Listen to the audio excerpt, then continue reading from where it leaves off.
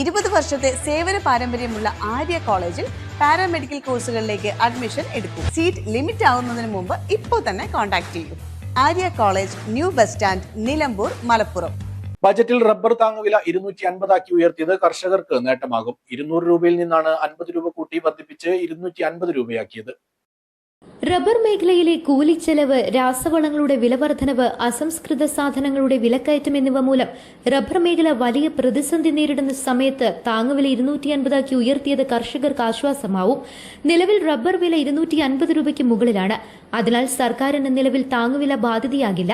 250 രൂപയ്ക്ക് താഴേക്ക് റബ്ബർ വില പോകുമ്പോൾ വിപണി വിലയുടെ ബാക്കി തുക റബ്ബർ ഉത്പാദക സംഘങ്ങളിൽ രജിസ്റ്റർ ചെയ്ത കർഷകർക്ക് ബിൽ നൽകുമ്പോൾ അക്കൌണ്ടിലേക്ക് ലഭിക്കും.